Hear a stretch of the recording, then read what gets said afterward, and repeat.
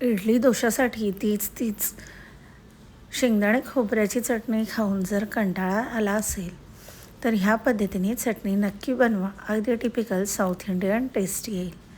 तर मैत्रिणींनो, मी Madhuri's cooking and लाईफस्टाईलमध्ये तुमचं खूप खूप स्वागत करते. आज आपण मस्त इडलीची चटणी कशी बनवायची त्याची रेसिपी पाहणार आहोत. यासाठी इथे मी 3 मध्यम आकाराचे कांदे घेतलेले आहेत. त्याला असं रँडमली चॉप करून घ्यायचं आहे. खूप बारीक कट करण्याची काहीच गरज नाही आहे. ह्या पद्धतीने किंवा ह्यापेक्षा मोठे पीस जरी कट करून घेतले तरी देखील काहीच हरकत नाही. आपल्याला नेहमी तीच हिरवी चटणी किंवा पुदिन्याची कोथिंबिरीची चटणी किंवा अगदी मग खोबरं आणि डाळवं घालून केलेली चटणी अगदी त्याच टेस्टचा खूप कंटाळा येतो. तर त्यावेळेस ही तुम्ही लाल चटणी नक्की बनवून बघा. आता इथे मी 1 टोमॅटो घेतलेला आहे. तुम्ही हवा असेल तर अजून 1 टोमॅटो देखील यामध्ये ॲड करू शकता. टोमॅटो देखील रँडमली चॉप करायचं आहे. आता एक कढई किंवा पॅन घ्यायचा, त्यामध्ये थोडंसं तेल घालून घ्यायचं आहे आणि त्यानंतर आपण त्यामध्ये बाकीचे जिन्नस घालून घेणार आहोत. तर सगळ्यात आधी तेल छान गरम होऊ द्यायचं. तेल गरम झालं की त्यामध्ये साधारणपणे पोहे खायच्या चमच्याने इथे मी 2 चमचे उडीदाची डाळ, 2 चमचे चणा डाळ घालून घेतलेली आहे. आता ही डाळ मस्तपैकी छान रंग बदलेस्तोवर खमंग वास येईपर्यंत परतून घ्यायची आहे.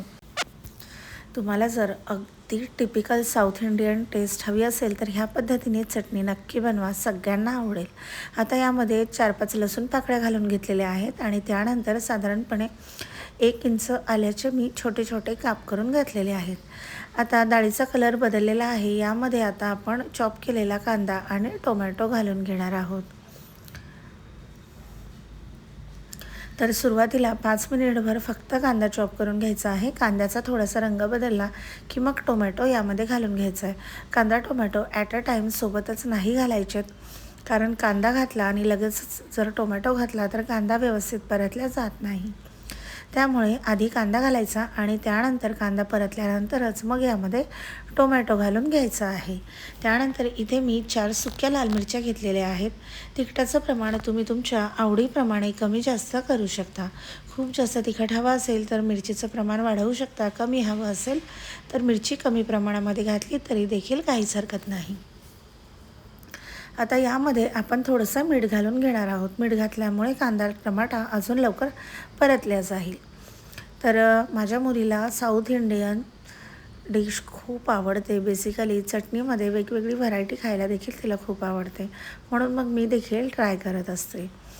आता हे सगळं मिश्रण मिक्सरच्या जारमध्ये घालून घ्यायचं, थंड करून घ्यायचं आणि त्यानंतरच मग ही चटणी आपल्याला मिक्सरमध्ये फिरवून घ्यायची आहे.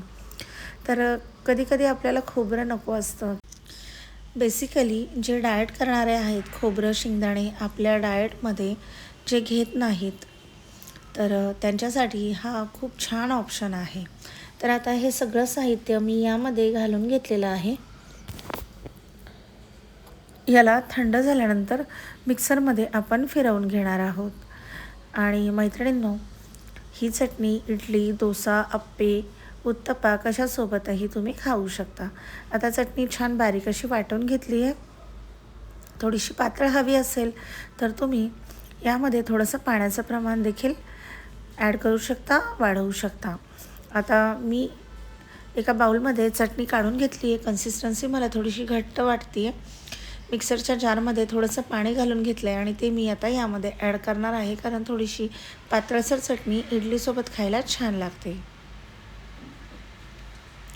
तर मागच्याच आपण व्हिडिओमध्ये इडली हलकी होण्यासाठी काय करायचं किंवा अगदी टिपिकल साऊथ इंडियन टेस्ट असलेला सांबार कसा बनवायचा हे दोन्ही व्हिडिओ बघितलेले आहेत. तर त्याची लिंक मी डिस्क्रिप्शन बॉक्समध्ये देते. रेसिपी नक्की ट्राय करा आणि ही लाल साऊथ इंडियन चटणी जी इडलीसोबत खायसाठी बनवलेली आहे ती देखील नक्की ट्राय करा. आता यावर मस्त चुरचुरीत फोडणी घालून घेऊया.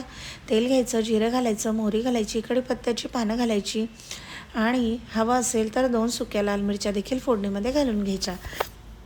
चटणी तयार आहे. आता मी याला प्लेटमध्ये सर्व करून घेतलेलं आहे. मैत्रिणींनो, रेसिपी नक्की ट्राय करा. कशी वाटली कमेंट करून सांगा. भेटूया अशाच पुढच्या नवीन व्हिडिओमध्ये. तोपर्यंत खूप खूप धन्यवाद.